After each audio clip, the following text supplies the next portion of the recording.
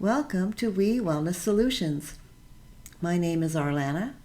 My mission is to help people to connect and communicate with animals in a deeper and transformative way, allowing for understanding and mutual healing to be part of our everyday lives. Hello, Arlana here. I want to talk to you a little bit about the different types of connection and communication that we have that runs very deep between us and our animal companions.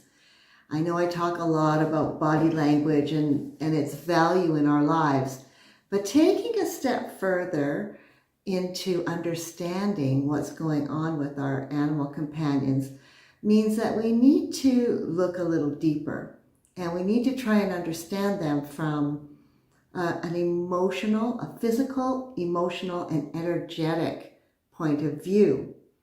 We understand our pets, maybe we're starting to understand the physical aspects of how they communicate and connect with us through touch and vocalization and behaviors that they do, which is also linked to the emotional aspects of what they share with us. And sometimes physical attributes stem from those emotional feelings that they have.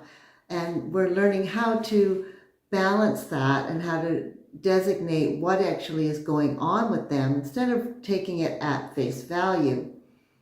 But there's also the energetics of connection with animals.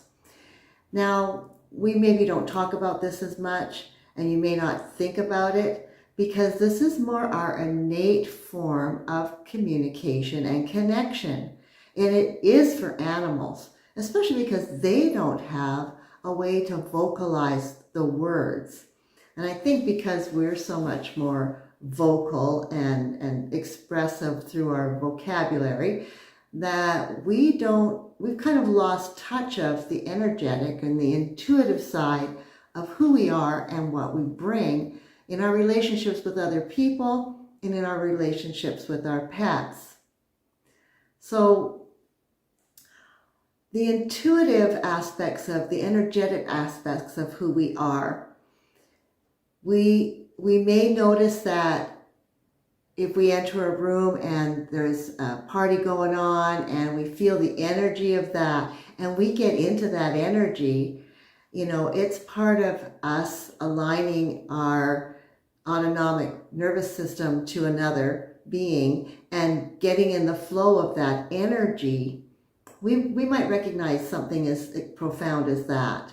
Or in a negative situation, we can find that we get dragged down. If we spend a lot of time with people who are very negative, it's hard not to be drawn into that space or into that energy.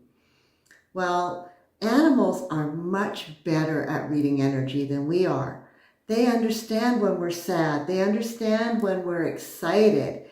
And to one step further, they actually can understand what we are thinking, because we express that through the energy that we express when we're around them.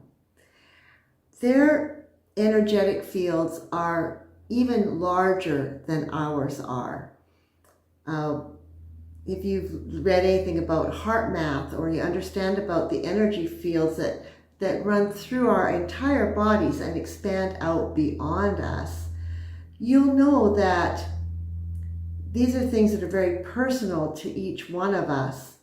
But in an animal's world, it is a profound and very encompassing, and they use this energy. They feel this energy every day.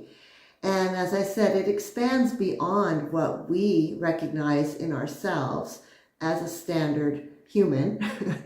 I know there are some people who are much more connected to energy than average people in their day-to-day lives. But for an animal, it is something that they use and they understand every single day. Now, the energy from the heart center, which is actually a separate brain of the body. We have our brain in the head, our brain in our heart, and our brain in our gut, which actually run different aspects of our nervous system and they talk to one another. They connect with one another. And this energy expands outwards from us, as we are always sharing that energy outwards. We're also absorbing that energy, but that's another conversation. I'm trying to explain, I want you to understand that for an animal, this is a very powerful form of communication. So when we're in a bad mood, they know. When we are getting ready to go out and leave them home for the day, they know. They understand our body language, they understand our energetics, and their senses. Oh my gosh, their senses are so much greater than ours. You know, their sense of smell, horses and dogs, their sense of smell is like, they have like 300 million scent receptors in their nose. And we have like 63 million. Now often their eyesight's not as good as ours, but their sense of taste has been also expanded, and quite often their sense of hearing is much beyond what ours is. Sometimes when like a horse spooks or something and we don't know, or why the dog's barking, I mean, we look around, there's nothing going on, but they know a lot more about their surroundings than we do. Their hearing is quite, maybe not the same range as low frequencies as ours, but so often much higher frequencies, way beyond what we can distinguish. So they have all this other energy and understanding of the world around them that is not the same as ours. And that's also a very important thing to make note of, is we distinguish our world by our senses and what we feel and what we're connecting to, without really understanding that that's not what they're experiencing. Their experiences are probably so much different than ours.